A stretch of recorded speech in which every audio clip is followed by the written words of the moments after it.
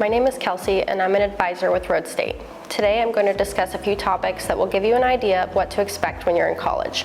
These topics include the differences between a success navigator and an advisor, academic rigor, and course expectations.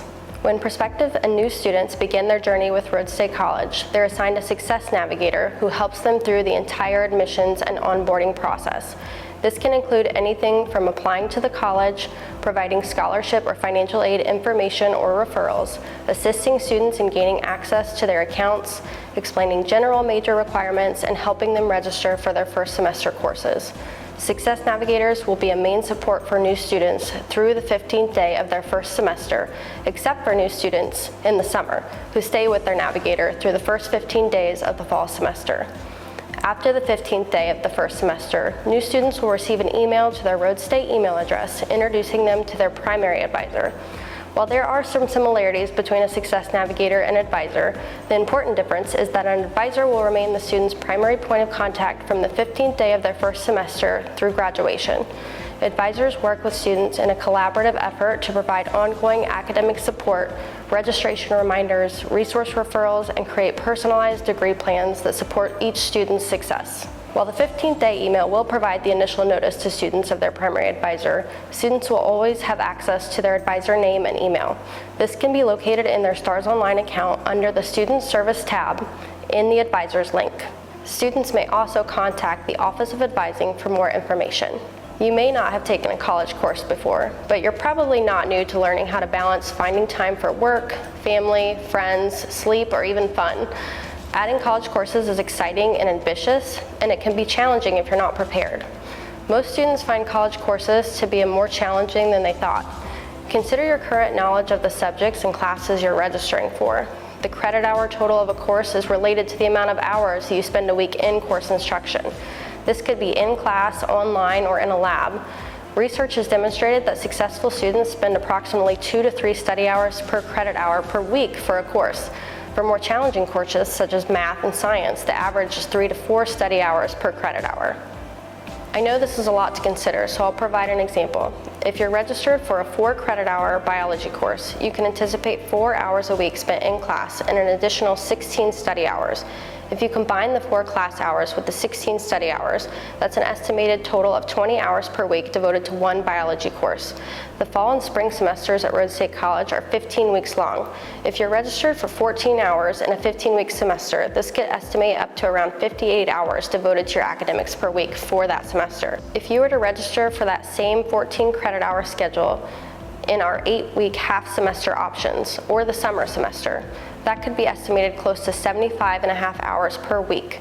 With the summer semester being 8 to 10 weeks, the courses will be accelerated and there would be more content covered and work required per week. I know this estimation can feel intimidating, especially if your schedule already feels busy, but you have many options. Courses at Rhodes are offered in a variety of formats in varying semesters, and after your first semester, you may find that you feel more comfortable with more or less classes in future semesters. We can always help you adjust and plan accordingly. Your advisors can provide support by asking questions and listening to your responsibilities outside of college. We can then help align those priorities with the academic workload that fits best with your life.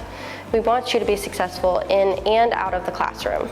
There's a lot of steps and information that goes into preparing for college, and an essential part of preparing for success is knowing your course expectations. Knowing what to expect out of a college course before you've taken one can be understandably difficult. The good news is there are resources and tools that can help.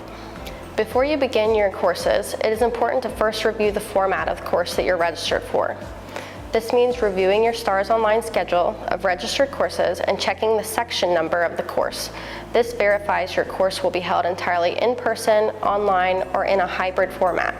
For example, a hybrid course will have a section number of 950 or higher. This means some of the work for the course will be offered online through Canvas, but there will be some required meeting times. Any required meeting times will be noted under the day and time columns in STARS, and courses that offer Zoom meetings will also have that noted in the schedule.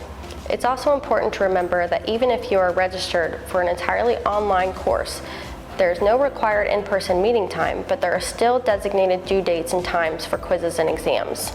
These due dates and expectations are written in your course syllabus.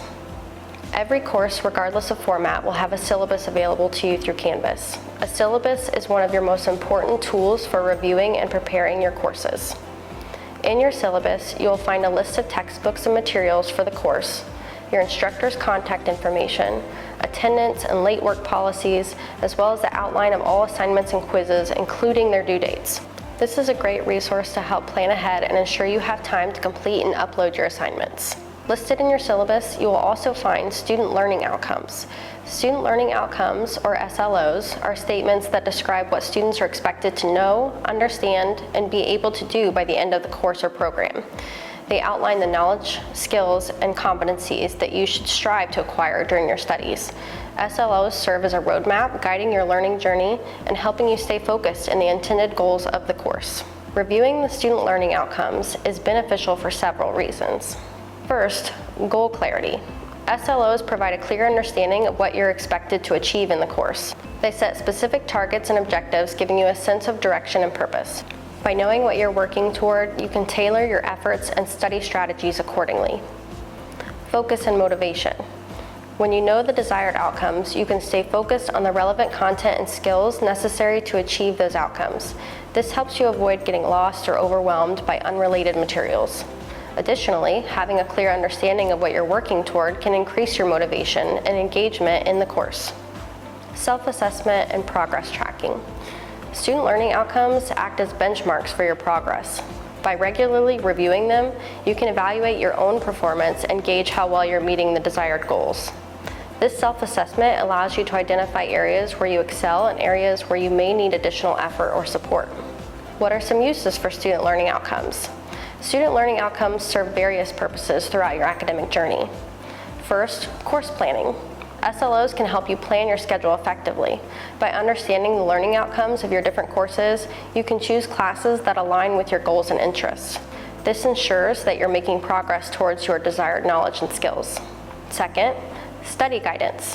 When studying for exams or completing assignments, referencing the SLOs can help you prioritize your efforts.